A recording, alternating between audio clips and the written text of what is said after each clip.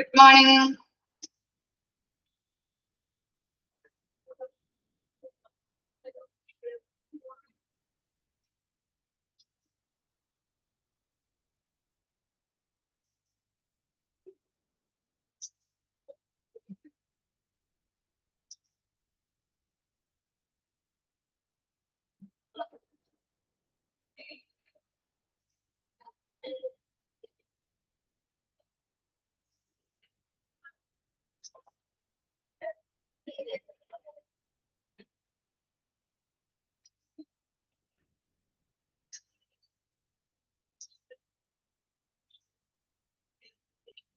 എന്തൊക്കെയുണ്ട് വിശേഷം? എവിടെ വരെ ഓണത്തിന്റെ പരിപാടികളൊക്കെ?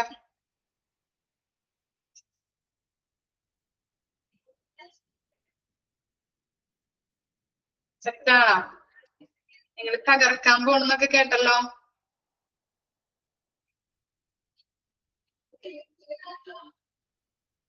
ഓക്കെ, അതെല്ലേ. ഓക്കെ, ചിലപ്പോ എനിക്ക് ടൈം കിട്ടില്ല. ഞാൻ ചിലപ്പോ ഇടയ്ക്ക് വന്നിട്ടൊക്കെ പോവുള്ളൂ കേട്ടോ. വേറെ ക്ലാസ്സിൽ ഉള്ളത് കൊണ്ട് സെലിബ്രേഷൻ ഉണ്ട്. അവിടെ ഉള്ളത് കൊണ്ട് ചിലപ്പോ ഇടയ്ക്ക് വന്നിട്ട് പോവും. ഓക്കെ,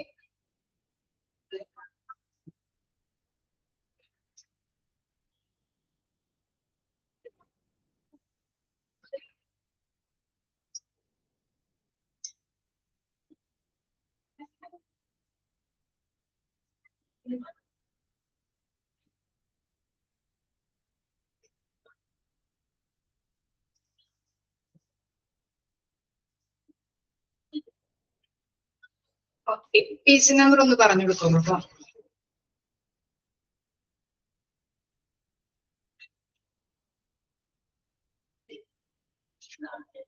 ഓക്കെ ഓക്കെ, ഞാൻ ഇടയ്ക്ക് വന്നിട്ട് പൊക്കോളാം. പോവും, ഇടയ്ക്ക് കാണും നിങ്ങളുടെ പ്രോഗ്രാംസ് ഒക്കെ. ഡാൻസ് ഒക്കെ ഇല്ലേ? ഇല്ല. കുഴപ്പമില്ല, തകർക്കാം നമുക്ക്.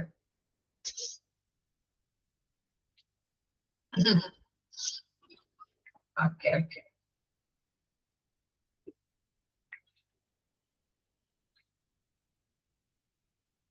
പേജ് നമ്പർ എത്രയാണ്? 82 ആണോ നിങ്ങളുടെ പേജ് നമ്പർ? ഓക്കെ, അപ്പോ എന്താണ് തേർഡ് മൊഡ്യൂളിലെ 9th ചാപ്റ്റർ ആണ് നമ്മൾ എടുത്തുകൊണ്ടിരിക്കുന്നത്, മാർക്കറ്റിംഗ്. അതില് നമ്മള് എത്ര വരെ നമ്മൾ പറഞ്ഞു നിർത്തി?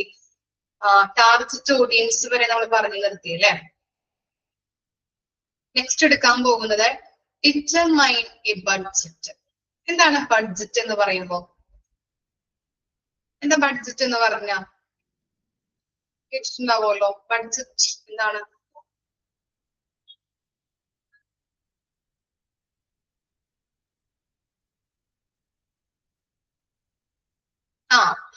എന്താണ് ഈ വാരിയബിൾ ചെലവ് കണക്കുകള്, അല്ലെങ്കിൽ നമുക്ക് എത്ര രൂപ ചെലവ് വരുന്നുണ്ട്, ഇതൊക്കെ നോക്കുന്നതാണ് ബഡ്ജറ്റ് എന്ന് പറയുന്നത് അല്ലെ.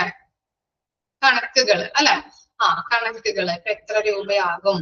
ഇനി നമ്മളിപ്പോ ഒരു എന്താണ്, നമ്മളിപ്പോ വീട്ടിലേക്ക് നമ്മൾ സാധനങ്ങളൊക്കെ വാങ്ങിക്കുമ്പോ ഒരു മാസം എത്ര ചിലവ് വരുന്നുണ്ട്, ഇതൊക്കെ നമ്മൾ നോക്കാറുണ്ട് അല്ലെ. പലചരക്ക് സാധനങ്ങൾക്ക് ഇത്ര രൂപ നീക്കി വെക്കണം. അതുപോലെ മറ്റു സാധനങ്ങൾ, ഇപ്പോ കല്യാണം അങ്ങനത്തെ ചിലവിന് നമ്മൾ ഇത്ര രൂപ നീക്കി വെക്കാം. കറണ്ട് ബില്ല്, അങ്ങനെയുള്ള കാര്യങ്ങളൊക്കെ. അപ്പൊ ഇത്ര രൂപ നമുക്ക് ഒരു മാസം ചിലവ് വരുന്നുണ്ട്, ഇതൊക്കെ നമുക്ക് നോക്കാനായിട്ട് പറ്റും. ഓക്കെ, അപ്പോ നോക്കി examining the financial information and come up with a marketing budget. Marketing budgets will be different by the type of a market a practice is in, the age of the practice, and if the practice has marketed before. There is no standard for how much a practice should take. അതായത് അവിടെ പറയുന്നത് നമ്മള് എന്താണ് ഹോസ്പിറ്റലുമായിട്ട് ബന്ധപ്പെട്ട് budget prepare ചെയ്യുമ്പോൾ അല്ലെങ്കിൽ budget create ചെയ്യുമ്പോൾ ഹോസ്പിറ്റലിലെ ഫിനാൻഷ്യൽ പൊസിഷൻ അനുസരിച്ച് വേണം സെറ്റ് ചെയ്യാനായിട്ട് അല്ലെ.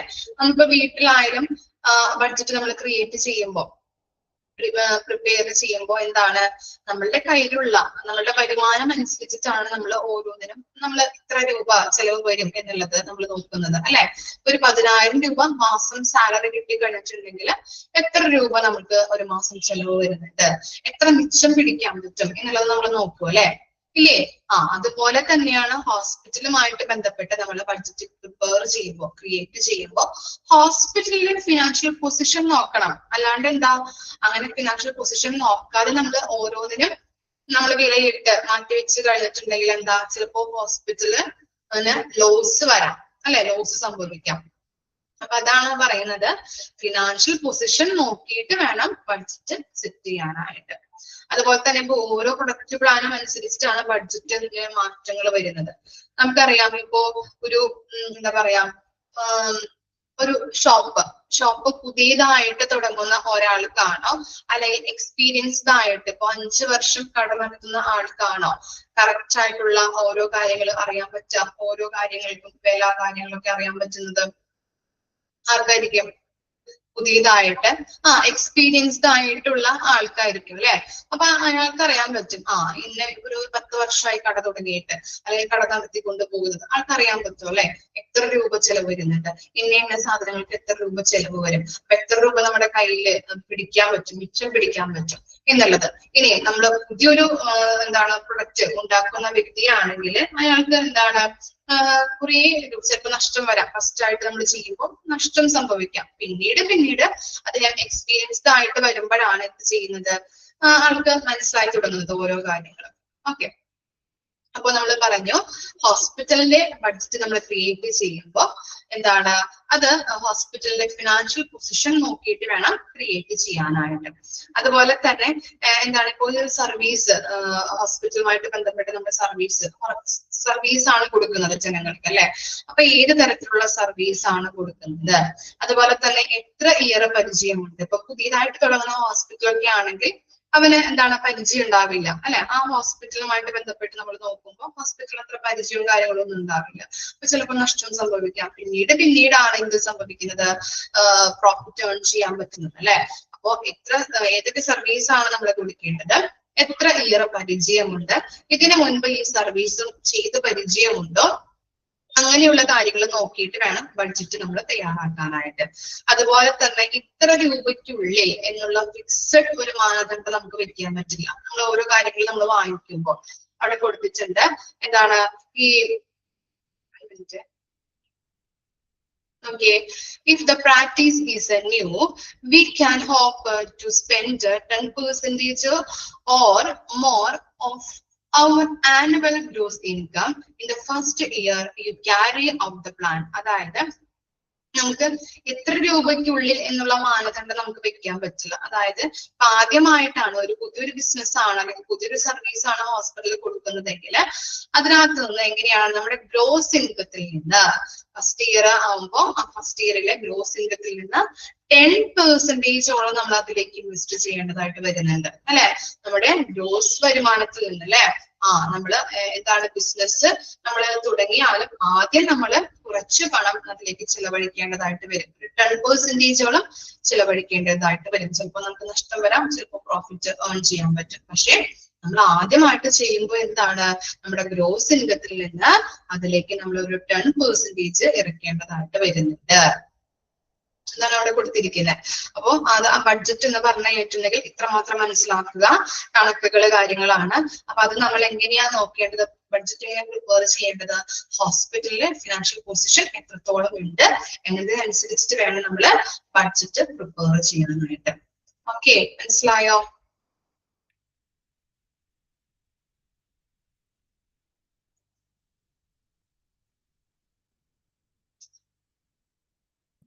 ഇനി നെക്സ്റ്റ് ആണ് ഡെവലപ്പ് മാർക്കറ്റിംഗ് സ്ട്രാറ്റജീസ്. എന്താണ് സ്ട്രാറ്റജീസ് എന്ന് പറഞ്ഞു കഴിഞ്ഞാല്, എന്താ സ്ട്രാറ്റജീസ്?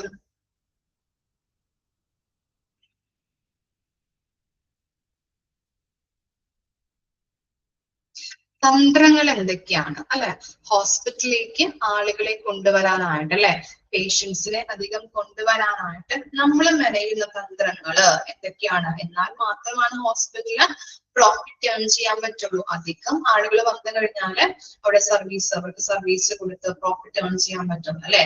അപ്പൊ എങ്ങനെയാണ് നമുക്ക് ഹോസ്പിറ്റലിലേക്ക് ആളുകളെ എത്തിക്കാൻ, കൂടുതലായിട്ട് ആളുകളെ കൊണ്ടുവരാൻ പറ്റുന്നത് എന്നുള്ള തന്ത്രങ്ങളാണ് അവിടെ കൊടുത്തിരിക്കുന്നത്. ഫസ്റ്റ് വൺ നോക്കാം. Some of our marketing strategies. Provide patient satisfaction training sections to staff. എന്ത് ചെയ്യണം? ആദ്യമായിട്ട് അവർ എന്താ കൊടുക്കുന്നത്? Provide patient satisfaction training section two staff അല്ലെ. സ്റ്റാഫുകൾക്ക് പരിശീലനം കൊടുക്കുക. എന്തിനെ കുറിച്ചുള്ള പരിശീലനമാണ്? എങ്ങനെയാണ് പേഷ്യന്റ് സാറ്റിസ്ഫാക്ഷൻ ആളുകളെ ഡെവലപ്പ് ചെയ്തെടുക്കേണ്ടത്, അതിനെ കുറിച്ചുള്ള ഒരു ട്രെയിനിങ്ങുകൾ, പ്രാക്ടീസുകൾ അവിടുത്തെ സ്റ്റാഫുകൾക്ക്, അവിടെ വർക്ക് ചെയ്യുന്നവർക്ക് നമ്മൾ പ്രൊവൈഡ് ചെയ്തിരിക്കണം. ഇപ്പൊ ചിലവരുണ്ടാവും ലോങ് ടൈം വെയിറ്റിംഗ് ഒക്കെ, ഈ അപ്പോയിന്റ്മെന്റ് സിസ്റ്റം നമ്മൾ ഔട്ട് പേഷ്യന്റ് ഇൻ പേഷ്യന്റ് ഒക്കെ പഠിച്ചതാണ് അല്ലെ. അപ്പൊ അതിനകത്ത് നമ്മൾ പ്രോബ്ലംസ് കാര്യങ്ങളൊക്കെ പഠിച്ചിരുന്നു ഔട്ട് പേഷ്യന്റ് ഡിപ്പാർട്ട്മെന്റില്. കുറെ നേരം വെയിറ്റ് ചെയ്തിരുന്ന് അവർക്ക് മൂഷിച്ചിലാവും. അവര് ഇപ്പോ അടുത്ത ഒരു 3rd and 4th മൊഡ്യൂളിൽ നമ്മൾ പഠിക്കും. 4th മൊഡ്യൂളിൽ പഠിക്കും പേഷ്യന്റ് സാറ്റിസ്ഫാക്ഷൻ എന്ന് പറഞ്ഞിട്ട്. അപ്പൊ അതൊക്കെ എന്താണ്? കുറെ നേരം വെയിറ്റ് ചെയ്തിരുന്ന് അവർക്കൊരു മൂഷിച്ചിലാവും. പിന്നെ ഡോക്ടേഴ്സ് ഇല്ലാത്തൊരവസ്ഥ, അല്ലെങ്കിൽ ഡോക്ടേഴ്സ് വരാനായിട്ട് വൈകുന്നത്, ഇതൊക്കെ എന്താണ്? പേഷ്യൻസിന് ഡിസാറ്റിസ്ഫാക്ഷൻ ഉണ്ടാക്കുന്ന കാര്യങ്ങളാണ് അല്ലെ. അപ്പൊ അത്തരത്തിലുള്ള കാര്യങ്ങൾ ചെയ്യുമ്പോൾ ചിലപ്പോ അവരെന്താണ് ഇപ്പൊ ഡോക്ടർ വരാത്തത്, അല്ലെങ്കിൽ കുറെ നേരമായല്ലോ ഞങ്ങൾ വിളിക്കുന്നില്ലേ എന്നൊക്കെ നഴ്സുമാരോട് തട്ടിക്കേറിയൊക്കെ സംസാരിക്കുന്നത് നമുക്ക് എക്സ്പീരിയൻസ് ഉണ്ടാവും ഇല്ലേ. നമ്മുടെ ഹോസ്പിറ്റലൊക്കെ പോകുമ്പോൾ ചിലവരിങ്ങനെ കയർത്ത് സംസാരിക്കുന്നത് കാണാം അല്ലെ, സ്റ്റാഫുകളോട്, അവിടുത്തെ സ്റ്റാഫുകളോട് ഇല്ലേ. ഡോക്ടേഴ്സിനോടായാലും അതുപോലെ തന്നെ അവര് തെറ്റായിട്ട് ഡയഗ്നോസിസ് ചെയ്തിട്ട് തെറ്റായിട്ട് ട്രീറ്റ്മെന്റുകളൊക്കെ നൽകി ചിലപ്പോൾ രോഗികളെ മരണത്തിലേക്ക് വരെ നയിക്കാം. അപ്പോഴെന്താണ്? അവര് തട്ടിക്കേറാറുണ്ട്. കാരണം എന്താ? അവരുടെ ഭാഗത്താണ് ശരി അല്ലെ, ഡോക്ടേഴ്സ് ചെയ്ത് തെറ്റാണ്. അപ്പൊ അത്തരത്തിലുള്ള കാര്യങ്ങൾ. അതുപോലെ തന്നെയാണ് ഇപ്പോ നമ്മളിപ്പോ കുഞ്ഞു കുട്ടികളെയൊക്കെ കൊണ്ട് ചെന്ന് കഴിഞ്ഞാൽ കുറെ നേരം പനി ജലദോഷമൊക്കെ ഇട്ടിരുന്ന അവർക്ക് ഭയങ്കര ഈർച്ചയും കാര്യങ്ങളൊക്കെ ആയിരിക്കും. അപ്പൊ അവര് ചിലപ്പോ കരയാം, മെഡിസിൻസ് മാറിപ്പോകുന്നത്, അതൊക്കെ ഒരു ഇതാണ്. അപ്പോ അത്തരത്തിലുള്ള കാര്യങ്ങളൊക്കെ ഹോസ്പിറ്റലിന്റെ ഭാഗത്തു നിന്ന് ഉണ്ടായിട്ടുണ്ടെങ്കിൽ എന്താ, സ്റ്റാഫുകളോട് അവര് കയർത്ത് സംസാരിക്കാറുണ്ട്. അതുപോലെ തന്നെ അപ്പോയിന്റ്മെന്റ് എടുത്ത് വന്നിട്ട് അവരെ പെട്ടെന്ന് വിളിക്കാത്തത്, കുറെ നേരം വെയിറ്റ് ചെയ്തിരിക്കുന്നതൊക്കെ പലരും ഇങ്ങനെ ചീത്തയും കാര്യങ്ങളൊക്കെ അവരെ പറയുന്നത് നമുക്ക് കേൾക്കാറുണ്ട് അല്ലെ. അപ്പൊ അത്തരത്തിൽ ഇങ്ങനെ നമ്മള് പേഷ്യൻസുകൾ കയർത്ത് സംസാരിക്കുമ്പോ ഇവിടുത്തെ സ്റ്റാഫുകൾ എന്ത് ചെയ്യണം, എങ്ങനെയാണ് പ്രവർത്തിക്കേണ്ടത്? അവർക്ക് അതിനുള്ള ട്രെയിനിങ് ആണ് കൊടുക്കുന്നത്. പേഷ്യൻസിനെ എങ്ങനെ സാറ്റിസ്ഫൈ ചെയ്യാം. അപ്പൊ എന്താണ്, തിരിച്ചിവര് അവരുടെ എതിർത്ത് സംസാരിക്കുകയാണെങ്കിൽ രണ്ടുപേരും, നമ്മൾ പറയാറുണ്ട് 2 കൈയും കുത്തിയടിച്ചു കഴിഞ്ഞാലേ സൗണ്ട് ഉണ്ടാവുള്ളൂ അല്ലെ. 2 പേരും കയർത്ത് സംസാരിച്ചു കഴിഞ്ഞിട്ടുണ്ടെങ്കിലോ അങ്ങോട്ടും ഇങ്ങോട്ടൊക്കെ പിന്നെ തർക്കങ്ങളായി, പിന്നെ ചിലപ്പോ പോലീസ് കേസ് ആവാം, പോലീസ് വരാം അല്ലെ. അങ്ങനെ പല രീതിയിലും നമ്മൾ കണ്ടിട്ടുണ്ട് അല്ലെ, തർക്കങ്ങളൊക്കെ ആകുന്നത്. ഓക്കെ, അപ്പൊ എങ്ങനെ പേഷ്യൻസിനെ സാറ്റിസ്ഫൈ ചെയ്യാം? ഇപ്പൊ സ്റ്റാഫുകൾ അങ്ങനെ ട്രെയിനിങ്ങുകൾ കൊടുത്തു കഴിഞ്ഞിട്ടുണ്ടെങ്കിൽ അവരോട് എങ്ങനെയാ കാര്യത്തിൽ സംസാരിക്കുന്നത്, അവരോട് എങ്ങനെ പെരുമാറാം എന്നുള്ളത് ചിലപ്പോ കൂളായിട്ട് അവരെ പറഞ്ഞ് മനസ്സിലാക്കാം. അത്തരത്തിലുള്ള ട്രെയിനിങ്ങിലൂടെ അവർക്ക് എന്താണ്, അവർ കയർത്ത് സംസാരിക്കാൻ പോകില്ല, കൂളായിട്ട് പെരുമാറും, നല്ല രീതിയിൽ പെരുമാറും, ക്ഷമയോട് കൂടിയിട്ട് എല്ലാം കേൾക്കും അല്ലെ. അപ്പൊ അത്തരത്തില് പേഷ്യൻസിന് അവരുടെ സാറ്റിസ്ഫാക്ഷൻ ഉണ്ടാവാനായിട്ട് ചാൻസ് ഉണ്ട്. ഓക്കെ, അവരെ പറഞ്ഞ് മനസ്സിലാക്കാം. ഡോക്ടർ വരുന്നത് എന്താണ് വൈകി വരുന്നത് ഇതാണ് കാരണം. ഇനി അതുപോലെ തന്നെ ഇന്നതാണ്, മാറിപ്പോയതാണ്, മരുന്ന് മാറിപ്പോയതാണ്, ഞങ്ങൾ ക്ഷമിക്കുന്നു എന്നുള്ളതൊക്കെ ഇങ്ങനെ ക്ഷമാപണം ഒക്കെ ചോദിച്ചു കഴിഞ്ഞാൽ അവരെ അക്സെപ്റ്റ് ചെയ്യും. ഓക്കെ, നിങ്ങളുടെ ഭാഗത്താണ് തെറ്റ്, അല്ലെങ്കിൽ ഞങ്ങളുടെ ഭാഗത്ത് തെറ്റില്ല, നിങ്ങൾ തന്ന ലിസ്റ്റിലെ തെറ്റാണ്, അതാണ് ഇതാണെന്നൊക്കെ പറഞ്ഞ് കയത്ത് സംസാരിച്ചു കഴിഞ്ഞാൽ അവിടെ ബഹളായി, തല്ലുകൂട്ടായി അല്ലെ. അത്തരത്തിലുള്ള കാര്യങ്ങൾ. അപ്പൊ എങ്ങനെയാണ് സ്റ്റാഫുകൾക്ക് ട്രെയിനിങ് കൊടുക്കുക, പേഷ്യൻസിനെ എങ്ങനെ സാറ്റിസ്ഫൈ ചെയ്യണം എന്നുള്ളത്, അതൊക്കെ തന്ത്രങ്ങളാണ് അവരുടെ. അതുപോലെ തന്നെ എന്താ രണ്ടാമതായിട്ട് പറയുന്നത്, develop a patient self-scheduling system with the practice website to get rid of the need to telephone the office for an appointment. അതായത് അവിടെ പറയുന്നത് എന്താണെന്ന് വെച്ചാല് ഇപ്പൊ വെബ്സൈറ്റിലൂടെയൊക്കെ നമുക്ക് ഓരോ കാര്യങ്ങൾ ചെയ്യാൻ പറ്റും. അപ്പോയിന്റ്മെന്റ് കാര്യങ്ങളൊക്കെ ഇല്ലേ, ചെയ്യാറില്ലേ? നിങ്ങളായാലും ഇപ്പൊ നമ്മൾ പോയിട്ട് രജിസ്റ്റർ ചെയ്യേണ്ടതോ ബുക്ക് ചെയ്യേണ്ട കാര്യമില്ല. നമ്മൾ അവിടെ പോയിട്ട് നമ്മൾ എന്ത് ചെയ്യാം, ഓൺലൈൻ വഴി ടെലിഫോൺ ഉപയോഗിച്ച് നമുക്ക് ബുക്ക് ചെയ്യാം. ഇനി നമുക്ക് അടുത്ത പ്രാവശ്യം അടുത്ത ആഴ്ചയാണ് നമ്മൾ ബുക്ക് ചെയ്തത്. അപ്പൊ നമുക്ക് എന്തെങ്കിലും സാഹചര്യത്താൽ വരാൻ പറ്റില്ല എന്നുണ്ടെങ്കിൽ നമുക്ക് എന്ത് ചെയ്യാം, അത് നമുക്ക് എന്താണ് ഡിലീറ്റ് ചെയ്ത് അല്ലെങ്കിൽ മാറ്റി നമുക്ക് അടുത്ത ആഴ്ചയ്ക്ക് ആക്കാം. ഏത് ഡോക്ടറെ ഏത് സമയം ഏത് ടൈമിൽ വേണമെങ്കിലും നമുക്ക് എന്ത് ചെയ്യാൻ പറ്റും, ബുക്ക് ചെയ്യാനുള്ള സൗകര്യങ്ങളും ഹോസ്പിറ്റലിൽ നിന്ന് വെബ്സൈറ്റിലൂടെ ജനങ്ങൾക്ക് കൊടുക്കുന്നുണ്ട്. അതൊക്കെ എന്താണ്, അപ്പൊ അതൊക്കെ എന്താണ് അവർക്ക് തന്നെ ചെയ്യാൻ പറ്റുന്ന കാര്യങ്ങളാണ്, അവരുടെ ഇഷ്ടത്തിന് പേഷ്യൻസിന്റെ ഇഷ്ടത്തിന് ചെയ്യാൻ പറ്റുന്ന കാര്യങ്ങളാണ് അല്ലെ. അപ്പോയിന്റ്മെന്റ് ഷെഡ്യൂൾ ചെയ്യാം, ഏത് ഡോക്ടറെ സെലക്ട് ചെയ്യണം, അല്ലെങ്കിൽ എന്താ ഡോക്ടറൊക്കെ നമ്മളുടെ ഇഷ്ടത്തിന് സെലക്ട് ചെയ്യാവുന്നതാണ്. ഇപ്പൊ മൾട്ടി സ്പെഷ്യാലിറ്റി ഹോസ്പിറ്റലിൽ പോയി കഴിഞ്ഞാൽ ന്യൂറോന്റെ പല ഡോക്ടേഴ്സ് ഉണ്ടാവും ഇല്ലേ. അപ്പൊ അവര് അവിടെ നിന്ന് റിസപ്ഷനിൽ നിന്ന് പറയുകയാണ്, നിങ്ങൾ ഈ ഡോക്ടറെ തന്നെ കാണാൻ പറ്റുള്ളൂ, ഈ ഡോക്ടറെ കണ്ടാൽ മതി എന്നാണ് അവർ പറയാ. അല്ല, നമ്മൾക്ക് ഇഷ്ടമുള്ള ഡോക്ടറെ സെലക്ട് ചെയ്യാം, ഇഷ്ടമുള്ള ഡേ ഇഷ്ടമുള്ള ടൈമിൽ നമുക്ക് സെലക്ട് ചെയ്യാവുന്നതാണ് അല്ലെ. നമുക്ക് അപ്പോയിന്റ്മെന്റ് എടുത്ത് ഡോക്ടറെ കാണാവുന്നതാണ്. അത്തരത്തിലുള്ള സൗകര്യങ്ങൾ ജനങ്ങൾക്ക് കൊടുക്കുമ്പോൾ അതും എന്താണ് പേഷ്യന്റ് സാറ്റിസ്ഫാക്ഷൻ ഉണ്ടാക്കുന്ന കാര്യങ്ങളാണ്. അതുപോലെ തന്നെ എന്താ, make the reception room decor better. അതായത് റിസപ്ഷൻ റൂം നമ്മൾ കയറി ചെല്ലുമ്പോൾ കാണുന്നത് എന്താണ് എന്തായിരിക്കാം, ഹോസ്പിറ്റലിലൂടെ നമ്മൾ എന്താ കയറി ചെല്ലുമ്പോൾ തന്നെ കാണുന്ന റൂം എന്ന് പറഞ്ഞാൽ ഏതായിരിക്കും, റിസപ്ഷൻ ആണ് ഇല്ലേ. ഏതൊരു ഓഫീസിൽ ചെന്നാലും നമ്മൾ കാണുന്നത് റിസപ്ഷൻ ആണ് അല്ലെ. അപ്പൊ അവിടെ ഇങ്ങനെ അലങ്കോലൊക്കെ പെട്ട് ബുക്കുകളൊക്കെ ഇങ്ങനെ അവിടെ ഇവിടെ ഇങ്ങനെ വാരി വിതറിയൊക്കെ കിടക്കുന്നത് കണ്ടു കഴിഞ്ഞാൽ നമുക്കൊരു അസ്വസ്ഥതയായിരിക്കും അല്ലെ. അങ്ങനെയാണോ പല ഹോസ്പിറ്റലിലും നമ്മൾ കാണാറുള്ളത്? അടക്കും ചിട്ടയുമായിട്ട് വെച്ച്, അതുപോലെ തന്നെ ഒരു ഡെക്കർ എന്ന് പറഞ്ഞാൽ ഡെക്കറേറ്റ്, അതായത് അവിടെ മീനിങ് ചെയ്യുന്നത് എന്താണെന്ന് വെച്ചാൽ എല്ലാ കാര്യങ്ങളും അടക്കും ചിട്ടയുമായിട്ട് വളരെ വൃത്തിയോട് കൂടിയിട്ട് നമ്മൾ കയറി ചെല്ലുന്ന സെക്ഷൻ കണ്ടു കഴിഞ്ഞാല് പേഷ്യൻസിന് ഒരു മനസ്സന്തോഷമായിരിക്കും, മനസ്സുഖമായിരിക്കും അല്ലെ. ഓക്കെ, നല്ല രീതിയിൽ വൃത്തിയുണ്ട് അല്ലെ. അപ്പൊ അതൊക്കെ നമുക്ക് കാണുമ്പോൾ ഒരു ഹാപ്പി ആയിരിക്കും. ഓക്കെ, അപ്പൊ അത്തരത്തിലുള്ള കാര്യങ്ങൾ ചെയ്യാം. പിന്നെ എന്താണ്, provide name tag for staff. Name tag എന്താ ഉദ്ദേശിക്കുന്ന നെയിം ടാഗ് എന്ന് പറഞ്ഞാല്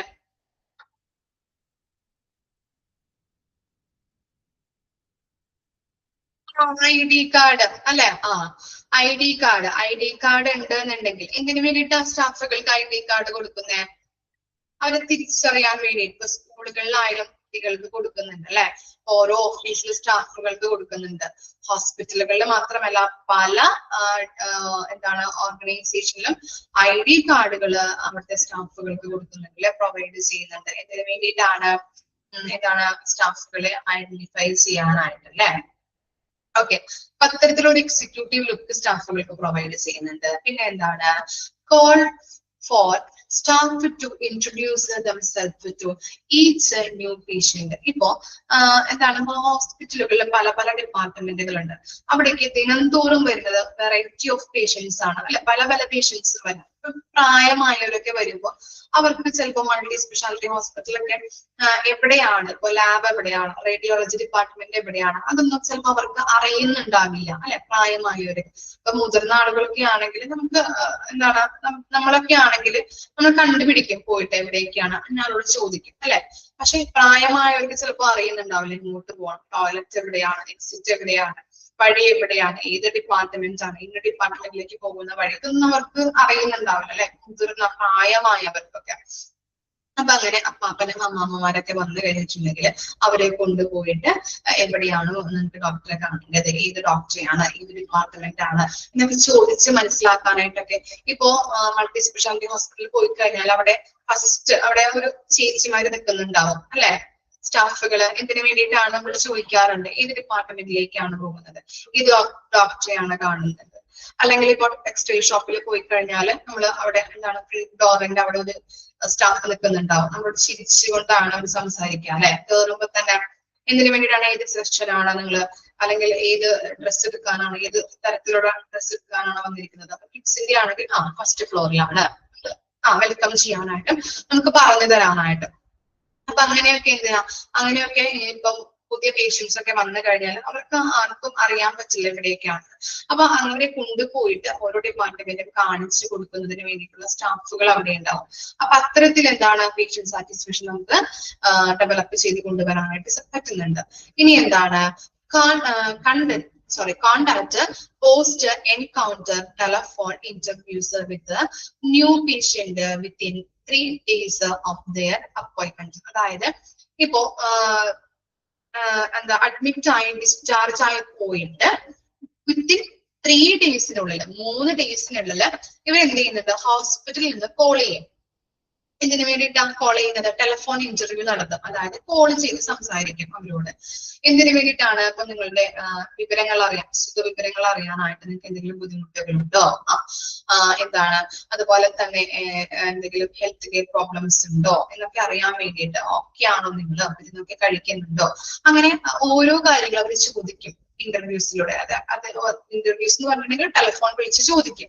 അപ്പോ എന്താണ്, ഞങ്ങൾ മനസ്സിലാക്കുന്നുണ്ട്, ഞങ്ങളെ വീണ്ടും വിളിച്ച് സംസാരിക്കുന്നുണ്ട്, ഞങ്ങൾ ഓരോ കാര്യങ്ങളും അവരെ അറിയാൻ ശ്രമിക്കുന്നുണ്ട് എന്നൊക്കെ എന്താണ് പേഷ്യൻസിന് ഒരു സാറ്റിസ്ഫാക്ഷൻ കിട്ടും അല്ലെ. അതൊക്കെ ചോദിക്കുമ്പോൾ എന്നിട്ട് ഇവരെന്ത് ചെയ്യും, ഈ പേഷ്യന്റ് മറ്റുള്ളവരോട് പറയും എങ്ങനെയുള്ള കാര്യങ്ങൾ ചെയ്യുന്നുണ്ട്, അവര് നല്ലൊരു സർവീസ് ആണ് അവിടെ കൊടുക്കുന്നത്. അപ്പൊ എന്താണ് അവരുടെ ഒരു പരിചയവും ആവും. അതുപോലെ തന്നെ എന്താ അവിടേക്ക് വീണ്ടും വീണ്ടും ജനങ്ങളെ എത്തിക്കാനായിട്ടുള്ള ഒരു തന്ത്രമാണ് ഇത് നമ്മൾ പറയുന്നത്. ഓക്കെ, ഇത്തരത്തിലുള്ള കാര്യങ്ങളാണ് സ്ട്രാറ്റജീസുമായിട്ട് ബന്ധപ്പെട്ടത്.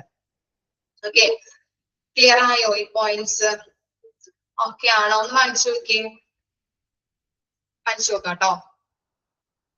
ബഡ്ജറ്റ് അതുപോലെ തന്നെ സ്ട്രാറ്റജീസും വായിച്ചു നോക്കാം.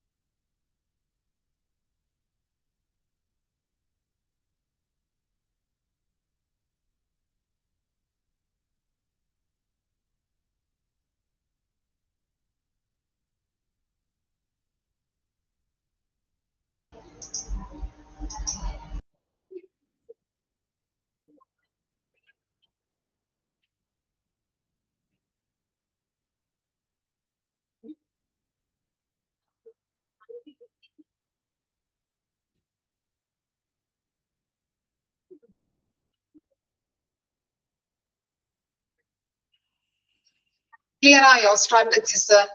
നെക്സ്റ്റ് നോക്കാം കേട്ടോ.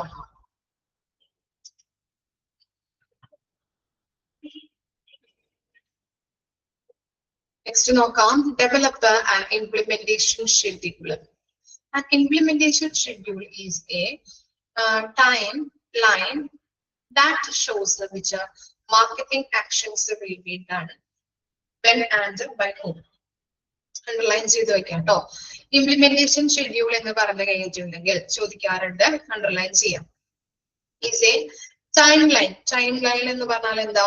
ടൈം ലൈൻ എന്താ മീനിങ്? ടൈം ലൈൻ എന്ന് പറഞ്ഞാല്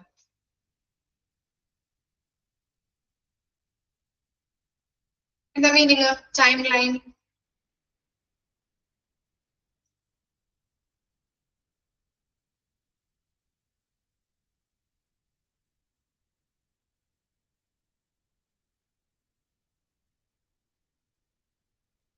അറിയില്ല.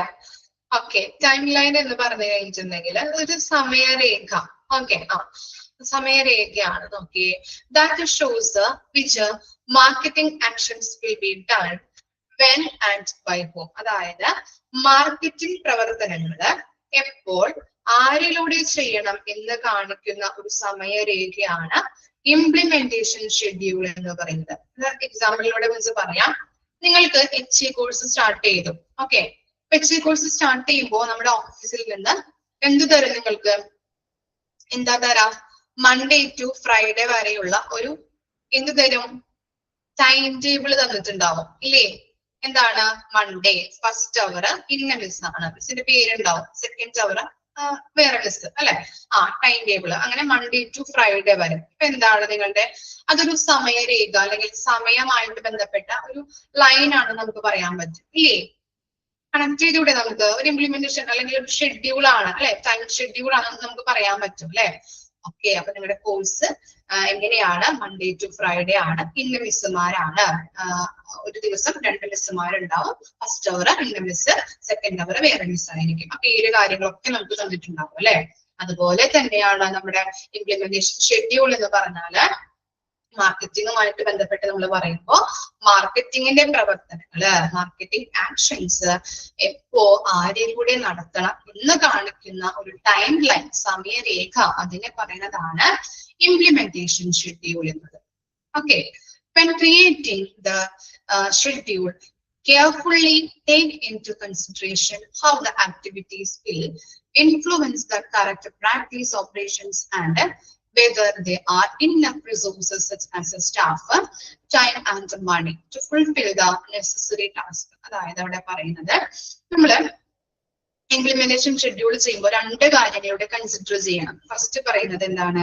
പുതിയൊരു സർവീസ് നമ്മൾ ഹോസ്പിറ്റലിൽ കൊണ്ടുവന്ന് കഴിഞ്ഞിട്ടുണ്ടെങ്കിൽ അത് നിലവിലുള്ള സർവീസിനെ ബാധിക്കുന്നുണ്ടോ എന്ന് നമ്മൾ നോക്കണം അല്ലെ? പുതിയൊരു ടെക്നോളജി നമ്മുടെ ഓർഗനൈസേഷനിൽ അല്ലെങ്കിൽ ഹോസ്പിറ്റലിൽ കൊണ്ടുവരുമ്പോൾ നിലവിലുള്ള ടെക്നോളജീസിനെ ബാധിക്കുന്നുണ്ടോ എന്നുള്ളത് നമ്മൾ ചെക്ക് ചെയ്യേണ്ടതാണ്. അതാണ് ഫസ്റ്റ് ആയിട്ട് നമ്മൾ കൺസിഡർ ചെയ്യേണ്ട ഒരു കാര്യം. സെക്കൻഡ് കാര്യം എന്ന് പറഞ്ഞാൽ എന്താണ്? പുതിയൊരു കാര്യം നമ്മൾ ഇംപ്ലിമെന്റ് ചെയ്യുമ്പോൾ അതിന് വേണ്ട റിസോഴ്സ്, ഇന്നഫ് റിസോഴ്സ് അവിടെ അവൈലബിൾ ആണോ?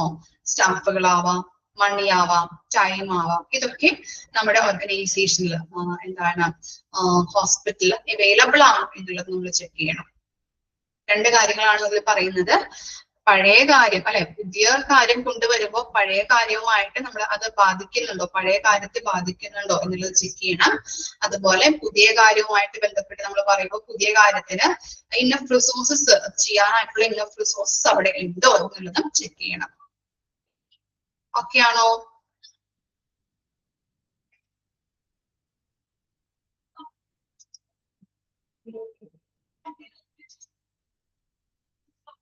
നെക്സ്റ്റ് ആണ് എന്ത്?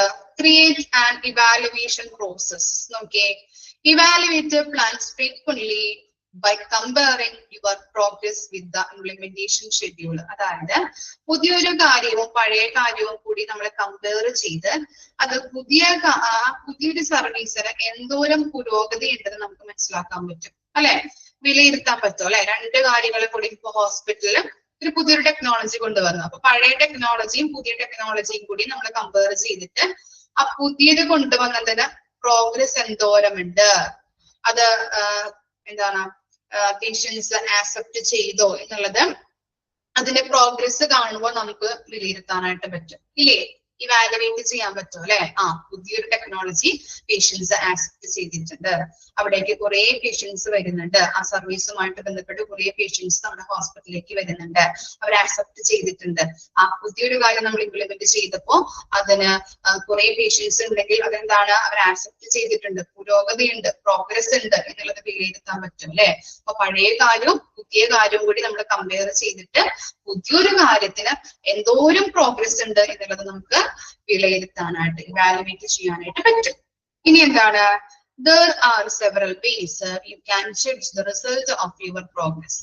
Patient service scores, referral scores, increased income, increased new patients and decreased complaints. അതായത് ഇനി നമുക്ക് എങ്ങനെയൊക്കെ വിലയിരുത്താൻ പറ്റും, എങ്ങനെയുണ്ട് പ്രോഗ്രസ് എന്നുള്ളത് നമുക്ക് ഏതൊക്കെ വഴിയിലൂടെ വിലയിരുത്താനായിട്ട് പറ്റും? നോക്കി, അതൊക്കെയാണ് അവിടെ കൊടുത്തിരിക്കുന്നത്. പേഷ്യന്റ് സർവീസ് സ്കോർസ്, നമുക്ക് പേഷ്യൻസിൽ നിന്ന് സർവേ ചെയ്ത് അവരുടെ സ്കോർ, അവരുടെ ഫീഡ്ബാക്ക് അനുസരിച്ച് നമുക്ക് വിലയിരുത്താം അവർ ആക്സെപ്റ്റ് ചെയ്തിട്ടുണ്ടോ എന്നുള്ളത്.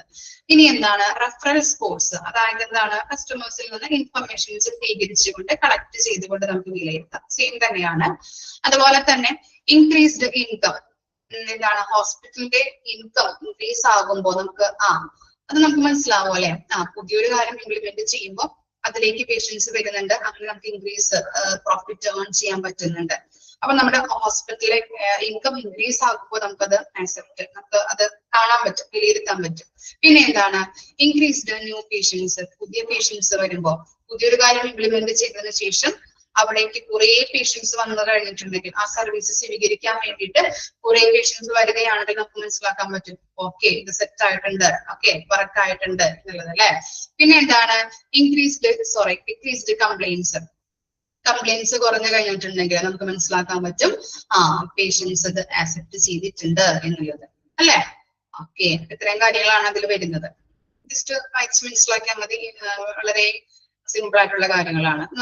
Implementation schedule, create and evaluation process.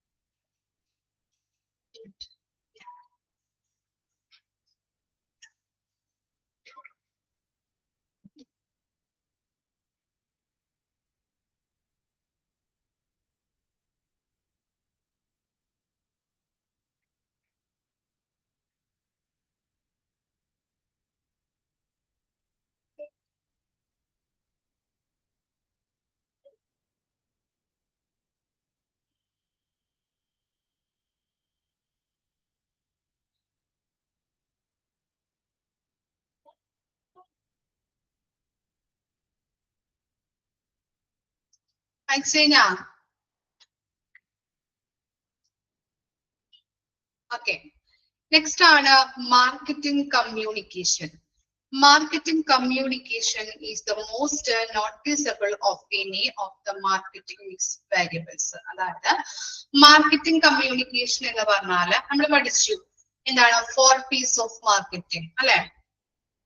അതുപോലെ തന്നെ സ്ട്രാറ്റജീസിന്റെ 4 മിക്സ് ആണ് മിക്സിംഗ് സ്ട്രാറ്റജി അല്ലെങ്കിൽ എന്താണ് മാർക്കറ്റിംഗ് മിക്സ് എന്ന് നമ്മൾ പഠിച്ചു അല്ലെ ഇല്ലേ.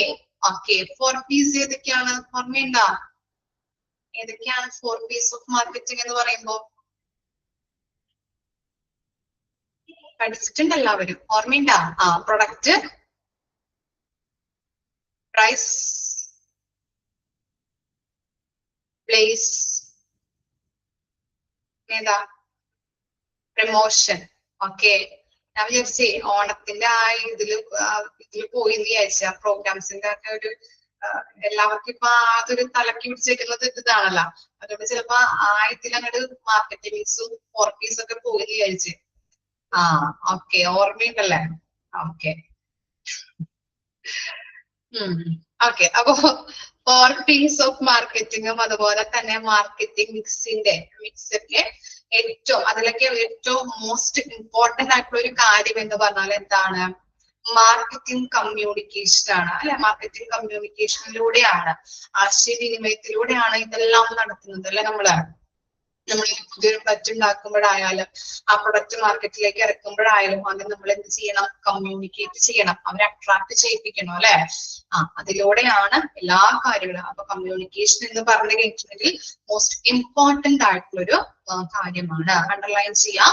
Marketing communication is the most noticeable of any of the marketing mix variables. Marketing communication consists of the number of elements that make up the marketing communication mix. ഇനി marketing communication മിക്സിൽ ഏതൊക്കെ പെടാം? Communicate ചെയ്യുന്നത് നമ്മൾ product develop ചെയ്യുമ്പോൾ എങ്ങനെയല്ല, ഏതൊക്കെ രീതിയിൽ ആളുകളിലേക്ക് നമ്മൾ കമ്മ്യൂണിക്കേറ്റ് ചെയ്യും, ഏതൊക്കെ വഴികളിലൂടെ, അതൊക്കെയാണ് അവിടെ കൊടുത്തിരിക്കുന്നത്. ഫസ്റ്റ് വൺ പറയുന്നത് അഡ്വർടൈസിങ്ങിലൂടെ അല്ലെ, നമ്മൾ പരസ്യങ്ങളൊക്കെ കൊടുത്തിട്ട് അല്ലെ. ഇനി പേഴ്സണൽ സെല്ലിംഗ്, വ്യക്തിഗതമായിട്ടുള്ള വിൽപ്പന. ഓക്കെ, സെയിൽസ് പ്രമോഷൻ വഴി ഇല്ലേ. പിന്നെന്താ? പബ്ലിസിറ്റി. ഓക്കെ, അതുപോലെ തന്നെ എന്താണ്? ഡയറക്റ്റ് മാർക്കറ്റിംഗ്, നമുക്ക് ഡയറക്റ്റ് ആയിട്ട് മാർക്കറ്റ് ചെയ്യാം. Cyber marketing. അതെന്താ സൈബർ മാർക്കറ്റിംഗ് എന്ന് പറഞ്ഞാല്? എന്തായിരിക്കും സൈബർ മാർക്കറ്റിംഗ്? എന്താ സൈബർ മാർക്കറ്റിംഗ്?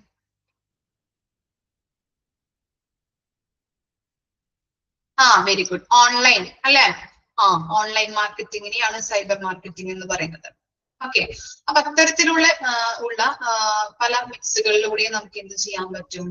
കമ്മ്യൂണിക്കേറ്റ് ചെയ്ത് നമ്മുടെ പ്രൊഡക്റ്റ് ഇതാണ്, അല്ലെങ്കിൽ ഹോസ്പിറ്റലിൽ പുതിയതായിട്ട് ഇൻട്രൊഡ്യൂസ് ചെയ്യുന്ന സർവീസ് ഇതാണ് എന്നുള്ളതൊക്കെ നമുക്ക് എത്തിക്കാനായിട്ട് പറ്റും അല്ലെ. അപ്പൊ മാർക്കറ്റിംഗ് മിക്സ് ഏതൊക്കെയാണ്? അണ്ടർലൈൻ ചെയ്ത് വെച്ചേ. അഡ്വർടൈസിംഗ് ഉണ്ട്, പേഴ്സണൽ സെല്ലിംഗ് ഉണ്ട്, സെയിൽസ് പ്രൊമോഷൻ ഉണ്ട്, പബ്ലിസിറ്റി ഉണ്ട്, ഡയറക്റ്റ് മാർക്കറ്റിംഗ് ഉണ്ട്, സൈബർ മാർക്കറ്റിംഗ് ഉണ്ട്. Okay,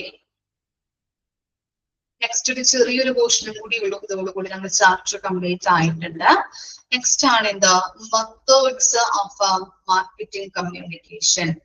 Few marketing methods are health education, campus awareness programs for consumers, medical camps, website marketing to different referral avenues such as corporate insurance companies, smaller healthcare organizations, alluring international patient through medical tourism and promotional packages for various occasions. അതായത് just വായിച്ച് മനസ്സിലാക്കിയാൽ മതി, ഇതിൽ important കാര്യങ്ങളൊന്നുമില്ല, just പറയുന്നുള്ളൂ. അതായത് എന്താണ്? ഏതൊക്കെ മെത്തേഡിലൂടെ നമുക്ക് മാർക്കറ്റിംഗ് കമ്മ്യൂണിക്കേഷൻ നടത്താം? ഈ എഡ്യൂക്കേഷൻ, ഹെൽത്ത് എഡ്യൂക്കേഷൻ ക്യാമ്പുകൾ നമ്മൾ നടത്തുന്നുണ്ട് അല്ലെ. ഇല്ലേ, മെഡിക്കൽ ക്യാമ്പ് കാര്യങ്ങൾ ഇതൊക്കെ നമ്മൾ നടത്താറില്ലേ. അതുപോലെ എഡ്യൂക്കേഷനുമായിട്ട് ഇപ്പോ ഹെൽത്തിൽ നിന്നൊക്കെ ആളുകൾ വന്നിട്ട് ഇപ്പോ ഈ റൂറൽ ഏരിയാസിലൊക്കെ ക്യാമ്പുകൾ, ഇപ്പൊ പ്രഷർ ചിക്കുക, അതുപോലെ തന്നെ ഇപ്പോ എന്താ പറയാ, ക്യാൻസറുമായിട്ട് ബന്ധപ്പെട്ട ക്യാൻസർ വരാനായിട്ടുള്ള സാധ്യതകൾ, അങ്ങനത്തെ കാര്യങ്ങളെ കുറിച്ചിട്ടൊക്കെ അവര് എന്ത് ചെയ്യാറുണ്ട്? മെഡിക്കൽ ക്യാമ്പ് ഒക്കെ വെക്കാറുണ്ട്. അപ്പൊ അതൊക്കെ എന്താണ്? പിന്നെ അതുപോലെ തന്നെ അവയർനെസ് പ്രോഗ്രാംസ് അല്ലെ, മെഡിക്കൽ ക്യാമ്പുമായിട്ട് ബന്ധപ്പെട്ട അവയർനെസ് പ്രോഗ്രാംസുകൾ, ഇതൊക്കെ എന്താണ്? കണ്ടിട്ട് ചെയ്യാറുണ്ട്. അപ്പൊ അതൊക്കെ എന്താ? കമ്മ്യൂണിക്കേഷൻ ആണ്. ഇപ്പോ ഈ കണ്ണ് പരിശോധന വെക്കാറുണ്ട് അവര്. കണ്ണ് പരിശോധന വെക്കുമ്പോ തിമിരമുള്ള ആളുകളെ കണ്ടെത്തിയിട്ട് എന്താണ്, ഇന്ന ദിവസം അവിടെ ഒരു ഹോസ്പിറ്റലിന്റെ പേരൊക്കെ പറയും. അപ്പൊ എന്താണ്? അവരുമായിട്ട് ടൈഅപ്പ് ഉണ്ടാവും ഇവർക്ക്. അങ്ങനെ ടൈഅപ്പ് ചെയ്തുകൊണ്ട് ഇപ്പോ എറണാകുളത്തെ ചൈതന്യ ഹോസ്പിറ്റലിൽ പോയി കഴിഞ്ഞാല് എന്താണ്, വണ്ടിയും കാര്യങ്ങളൊക്കെ ഇവിടെ നിന്ന് ഇട്ട് തരും. അവിടെ പോയി കഴിഞ്ഞാല് നമുക്ക് ശസ്ത്രക്രിയ അല്ലെങ്കിൽ ആ തിമിരത്തിന്റെ ആ സർജറി കഴിഞ്ഞിട്ട് നമുക്ക് ഇവിടെ തന്നെ കൊണ്ടുവരും നിങ്ങള്, അങ്ങനെയുള്ള കാര്യങ്ങളൊക്കെ അവിടെ നിന്ന് നിങ്ങൾക്ക് ഫ്രീ സർവീസും കാര്യങ്ങളൊക്കെയാണെന്നൊക്കെ പറഞ്ഞിട്ട് നമ്മളെ വിടാറുണ്ട് ഇല്ലേ. അപ്പൊ അത്തരത്തിലുള്ള കാര്യങ്ങൾ അതൊക്കെ എന്താണ് മാർക്കറ്റിംഗ് ആണല്ലേ. അവിടേക്ക് ആ ഹോസ്പിറ്റലിലേക്ക് അവരെ എത്തിക്കാം, അത്രയും പേഷ്യൻസിനെ എത്തിക്കാം എന്നുള്ള രീതിയിലേക്കാണ് അവർ പറയുന്നത്. അതുപോലെ തന്നെ വെബ്സൈറ്റ് മാർക്കറ്റിംഗ് അല്ലെ, അതുപോലെ പല ഇൻഷുറൻസ് കമ്പനീസ് ആയാലും, അതുപോലെ തന്നെ ഈ സംഘടനകൾ, കോർപ്പറേറ്റ് എന്ന് പറഞ്ഞിട്ടുണ്ടെങ്കിൽ ഒരു സംഘടനകൾ, ഓർഗനൈസേഷൻസ് കാര്യങ്ങൾ, ഇതൊക്കെ ചേർന്ന് നിന്നുകൊണ്ട് അവരെന്ത് ചെയ്യാറുണ്ട്? ഇത്തരത്തിലുള്ള ഈ മാർക്കറ്റിംഗ്, മെഡിക്കൽ ക്യാമ്പുകളായാലും ഇത്തരത്തിലുള്ള കാര്യങ്ങളൊക്കെ ചെയ്തുകൊണ്ട് ആളുകളെ മാർക്കറ്റിംഗ് ചെയ്യിക്കാറുണ്ട് അല്ലെ. അപ്പൊ അതിലേക്ക് ചിലവരൊക്കെ വീഴാറുണ്ട് അത്തരത്തിലുള്ള കാര്യങ്ങളിലൊക്കെ.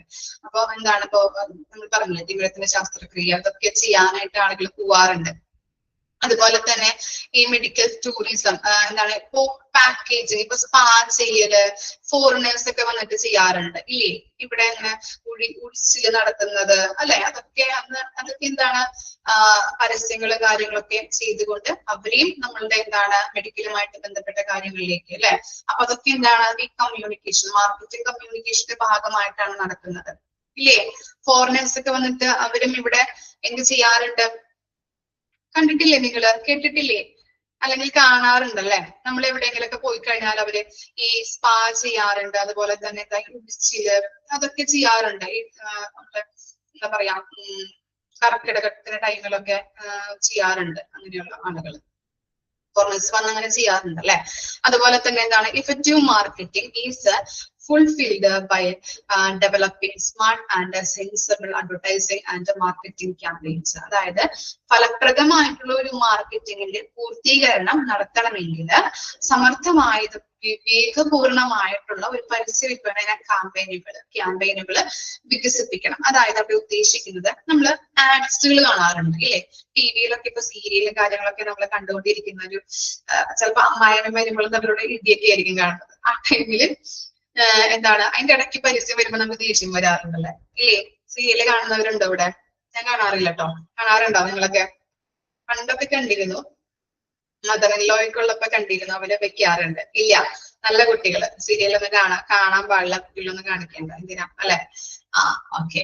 അപ്പോ ഇപ്പോ എന്റെ മദറിൻലോ വെച്ചത് കാരണം അങ്ങനെ ടി വി ഒന്നും കാണാറില്ല. ചിലപ്പോ വല്ലപ്പോഴൊക്കെ സിനിമകൾ നമുക്ക് അങ്ങനെ കാണാൻ ടൈമൊന്നും കിട്ടാറില്ല. ഓക്കെ. അപ്പോ എന്താണ് ആ ടൈമിലൊക്കെ ഇങ്ങനെ നമ്മള് ചിലപ്പോ നല്ല രീതിയിലുള്ള ഒരു സീൻസ് ഒക്കെ ആയിരിക്കും വരുന്നത്. അതിന്റെ ഇടയ്ക്ക് ഇങ്ങനെ പരസ്യം വരുമ്പോ നമുക്ക് ദേഷ്യം വരാറുണ്ട് ഇല്ലേ? പക്ഷെ പരസ്യം എങ്ങനെയാണ് വരുന്നത്? കുറേ നേരം ഉണ്ടാവോ പരസ്യം? ഉണ്ടാവാറുണ്ടോ? ഇല്ല, ജസ്റ്റ് ഒരു മിനിറ്റോ 2 മിനിറ്റോ ഒക്കെയാണ് അല്ലെ? അതെ. ഓക്കെ. എന്താ പറയാ, കുട്ടികളൊക്കെ ഉണ്ടെങ്കിൽ എന്താണ് റീൽസ് കാര്യങ്ങൾ ഇതൊക്കെ കാണുമല്ലോ അല്ലെ? ഓക്കെ. നമുക്ക് ടൈം കിട്ടാറില്ല, നമ്മുടെ കയ്യില് റിമോട്ട് ഒന്നും കിട്ടാറില്ല അല്ലെ? ചില അമ്മമാരൊക്കെ തല്ലി പിടിക്കാം, ഞങ്ങൾ കാണട്ടെ കുറച്ചു നേരം അല്ലെ? എന്റെ മോള് ഇടയ്ക്ക് കാണുന്നത് ഈ ഉപ്പുമുളകാണ്. മുളക് കണ്ട് മനുഷ്യന് ഭ്രാന്താവും. ഞാൻ ഒന്ന് മാറ്റി കുഞ്ഞുന്ന് പറഞ്ഞിട്ടുണ്ടെങ്കിലും ആളത് മാറ്റില്ല. കണ്ടത് തന്നെ പഴയതും പുതിയതും നമുക്ക് ഇരുന്ന് ഭ്രാന്താവും നമുക്കത് കണ്ടിട്ടുണ്ട്. ഓക്കെ. എന്താ പറയാ, ഇനി നമ്മള് പരസ്യത്തിന്റെ കാര്യമാണ് പറഞ്ഞു വന്നത്. സെയിം ആണോ? ഓക്കെ. അപ്പൊ സെയിം ഉള്ള അമ്മമാരുണ്ടല്ലേ? Same to same pitch. Okay. അല്ലെങ്കിൽ റീൽസ് ഇരുന്ന് കാണും. നമ്മളിപ്പോ കോമഡി സീൻസ് ഒക്കെ വെച്ച് കഴിഞ്ഞാൽ നമുക്ക് ജസ്റ്റ് ഒന്ന് ചിരിക്കാലോ. പണ്ടത്തെ ഇൻസിഡന്റ് അങ്ങനെയുള്ള കാര്യങ്ങൾ, ഇൻസിഡന്റ് അല്ലെങ്കിൽ ഇൻഫ്ലുവൻസ് മണിയുടെ ഒക്കെ കലാപമണിയുടെ ഒക്കെ വെച്ച് കഴിഞ്ഞാൽ നമുക്ക് ജസ്റ്റ് ചിരിക്കാം. ഒരു എന്റർടൈൻമെന്റ് ആണല്ലോ. അതൊന്നും വെക്കില്ല അവര്. ഈ ഇത് തന്നെ ഉപ്പുമുളക് അല്ലെങ്കിൽ ഈ കാർട്ടൂൺ കാര്യങ്ങൾ ഇതൊക്കെ കാണുള്ളൂ. ഓക്കെ. ചെന്നിരുന്ന് പഠിക്കാൻ പറഞ്ഞിട്ടുണ്ടെങ്കിൽ പറ്റില്ല. ഞാൻ കുറച്ചു നേരം ഇരുന്ന് കാണട്ടെ. അത് കഴിഞ്ഞിട്ട് പഠിക്കാൻ വരുമ്പോഴത്തേക്കും എന്താ ഉറക്കം വരത്, തലമാന്തല്, ഉറക്കം വരത്, അപ്പഴത്തേനും ക്ഷീണായി, എഴുതി മടുത്തു. എന്തിനാണ് ഇങ്ങനെ, എന്താ കഴിഞ്ഞ പ്രാവശ്യം പറഞ്ഞത്, എന്തിനാണ് നിങ്ങൾ ഇങ്ങനെ സ്കൂളിൽ ചേർത്തിരിക്കുന്നത്? ചേർത്തത് എന്തിനാ? വഴിയിൽ കൂടി നമ്മൾ നടക്കുമ്പോ ഇങ്ങനെ പട്ടീനൊക്കെ കാണാറില്ലേ? പട്ടിയൊക്കെ ഇങ്ങനെ കിടന്നുറങ്ങുന്നത് കാണുമ്പോ ആള് പറയാറുണ്ട്, അയ്യോ പട്ടിനെ കണ്ടിട്ട് സങ്കടം വരുന്നു. അവർക്ക് എന്താ സുഖം, അവർക്ക് കിടന്നുറങ്ങ, ഫുഡ് കഴിക്ക, കിടന്നുറങ്ങ, അവർക്ക് സ്കൂളിൽ പോണ്ട. അങ്ങനെയൊക്കെ പറയാറുണ്ട്. നമുക്കതൊക്കെ കേൾക്കുമ്പോ ചിരി വരും. അപ്പൊ ഞാൻ പറഞ്ഞു, നിനക്കപ്പോ പഠിച്ച് ജോലി നേടണ്ടേ? അല്ലെങ്കിൽ ജോലി വല്ല പോലീസോ ഡോക്ടറോ അല്ലെങ്കിൽ ടീച്ചറോ ഒക്കെ ആവണ്ടേ? എനിക്ക് ജോലിക്കൊന്നും പോകണ്ട, പഠിക്കണ്ട, പഠിച്ച് ഞാൻ മടുത്ത്, എഴുതി മടുത്ത്, എഴുതി ചിലപ്പോ എഴുതാൻ തുടങ്ങിയിട്ടുണ്ടാവുള്ളൂ. അപ്പൊ പറയും കൈവേദന എടുത്തിട്ട് വയ്യ എനിക്ക് നല്ല മടിയുണ്ട് പഠിക്കാൻ, അതുകൊണ്ടാണ്. ഓക്കെ. അപ്പോ നമ്മളുടെ കം ടു ദ പോയിന്റ്, നമ്മൾ എന്താ പറഞ്ഞ പരസ്യം അല്ലെ? പരസ്യങ്ങൾ നമ്മൾ വരുമ്പോ എന്താണ് കുറച്ച് ടൈം ഉണ്ടാവുള്ളൂ അല്ലെ? അപ്പൊ എങ്ങനെയാണ് പരസ്യം? മോളിപ്പോ 2ലാണ്. 2ല്. സെയിം ആണോ? ഓക്കെ. 2ാം ക്ലാസ്സിലാണ് പഠിക്കുന്നത്. ഓക്കെ. മലയാളം പഠിക്കാൻ നല്ല മടിയാണ്, ബാക്കിയുള്ളത് പിന്നെ കുഴപ്പമില്ല. മാത്സ് ഒക്കെ പഠിക്കാൻ എനിക്ക് ഇഷ്ടമാണ്, പക്ഷെ മലയാളം എഴുതാനായിട്ട് ഭയങ്കര മടിയാണ് നമുക്ക്. ഓക്കെ. അപ്പോ എന്താ പരസ്യമാണ് നമ്മൾ പറഞ്ഞത്. പരസ്യത്തിൽ എങ്ങനെയാണ് 1 മിനിറ്റ് അല്ലെങ്കിൽ 2 മിനിറ്റ് ഒക്കെ ആയിരിക്കും വരുന്നത് അല്ലെ. നമ്മൾ കാണുന്നതിന്റെ ഇടയ്ക്ക് ജസ്റ്റ് വന്നൊന്ന് പോകും. അപ്പോ അങ്ങനെ പരസ്യം വരുമ്പോ എങ്ങനെയാ പരസ്യം കൊടുക്കേണ്ടതെന്ന് പറയുന്നത്? ഓക്കെ, എങ്ങനെയാ പരസ്യം കൊടുക്കേണ്ടതെന്നാ പറയുന്നത്? പരസ്യം നമ്മൾ കാണുമ്പോ ആളുകളെ മുഷിപ്പിക്കാൻ പാടില്ല, നമുക്കത് ബോറടിക്കാൻ പാടില്ല. പക്ഷേ പരസ്യം കാണുമ്പോൾ അതിന്റെ കൺസെപ്റ്റ് എന്താണ്? ഇപ്പൊ സോപ്പിന്റെ പരസ്യമാണെങ്കിൽ അതെങ്ങനെയാണ്, അതിന്റെ ഫീച്ചേഴ്സ് കാര്യങ്ങളൊക്കെ ആളുകളിലേക്ക് എത്തണം. പക്ഷെ എന്താണ്, അധികം ദീർഘിപ്പിക്കാനായിട്ട് കുറെ നേരം ഉണ്ടാവാനായിട്ട് പാടില്ല. അതിന്റെ കൺസെപ്റ്റ് എന്താണെന്ന് ആ ഒറ്റ മിനിറ്റിൽ തന്നെ നമുക്ക് കിട്ടണം. മനസ്സിലായോ? അങ്ങനെയാണ് പരസ്യങ്ങള് ചെയ്യേണ്ടത്. ഓക്കെ, അതാണ് അവിടെ കൊടുത്തിരിക്കുന്നത്. ഇനി നോക്കിയേ, hospital marketing campaigns should consist of a well structured media mix to introduce the press releases, print, television, radio and web. ഇനി എങ്ങനെയൊക്കെ നമുക്ക് പരസ്യം നമുക്ക് എന്ത് ചെയ്യാൻ പറ്റും? ഹോസ്പിറ്റലിലെ എന്താണ്, ഹോസ്പിറ്റലുമായിട്ട് ബന്ധപ്പെട്ട പരസ്യങ്ങൾ രീതിയിലൂടെയൊക്കെ നമുക്ക് കൊണ്ടുവരാൻ പറ്റും. ഏതൊക്കെയാണ്? പ്രസ് റിലീസസ്, പത്രക്കുറിപ്പുകളിലൂടെ. അതുപോലെ തന്നെ പ്രിന്റ്, നിങ്ങൾ കണ്ടിട്ടുണ്ടോ ഈ പേപ്പറിന്റെ ഇടയിലൊക്കെ ഇങ്ങനെ ജസ്റ്റ് ഒരു ആയുർവേദത്തിന്റെ ചികിത്സ തുടങ്ങുന്നുണ്ട്, ഇന്ന ചികിത്സകളാണെന്നൊക്കെ പറഞ്ഞിട്ട് നോട്ടീസുകളൊക്കെ കാണാൻ പറ്റും നിങ്ങൾക്ക് ഇല്ലേ? അതൊക്കെ എന്താ? പ്രിന്റുകളാണ്. അല്ലെങ്കിൽ ഇന്ന ഹോസ്പിറ്റലിൽ ഇന്ന ഡോക്ടർ, ഇപ്പൊ പുതിയൊരു ടെക്നോളജി, പുതിയൊരു ഡോക്ടർ വന്നിട്ടുണ്ട്, അപ്പൊ അദ്ദേഹത്തെ കുറിച്ചുള്ള വിവരങ്ങൾ ഇതൊക്കെ നമുക്ക് എന്താണ്? പ്രിന്റ് ആയിട്ട് ആ ബ്രോഷർ കാര്യങ്ങളിലൊക്കെ പേപ്പറിലൂടെ അവർ മടക്കി കൊണ്ടുവരാറുണ്ട് അല്ലെ, മടക്കി വെച്ച് നമുക്ക് തരാറുണ്ട്. ഓക്കെ, അതുപോലെ തന്നെ ടെലിവിഷനിൽ പരസ്യങ്ങളായിട്ട് വരുന്നുണ്ട്, റേഡിയോയില് കാണാറുണ്ട് നമ്മൾ, വെബ്സൈറ്റ്, അതായത് എന്താണ് ഓൺലൈനിലൂടെയൊക്കെ ചെയ്യാറുണ്ട്. ഇതൊക്കെയാണ് എന്താണ് ഹോസ്പിറ്റലുമായിട്ട് ബന്ധപ്പെട്ട അതിന്റെ മാർക്കറ്റിംഗ് കാര്യങ്ങള്, മാർക്കറ്റിംഗ് മീഡിയ മിക്സ് എന്ന് പറയുന്നത്. ഓക്കെ, ക്ലിയർ ആയില്ലേ? അത് ജസ്റ്റ് ഒന്ന് അണ്ടർലൈൻ ചെയ്ത് വെച്ചാൽ മതി. ബാക്കിയൊന്നും ഇതിനകത്ത് അങ്ങനെ നമുക്ക് അണ്ടർലൈൻ ചെയ്യാനില്ല. ജസ്റ്റ് എന്റെ കൺസെപ്റ്റ് എന്താണ് മാത്രം പഠിച്ചാൽ മതി. ഓക്കെ, ഇതോടുകൂടി നമ്മുടെ ചാപ്റ്റർ കംപ്ലീറ്റ് ആയിട്ടുണ്ട്. വായിച്ചു നോക്കാം.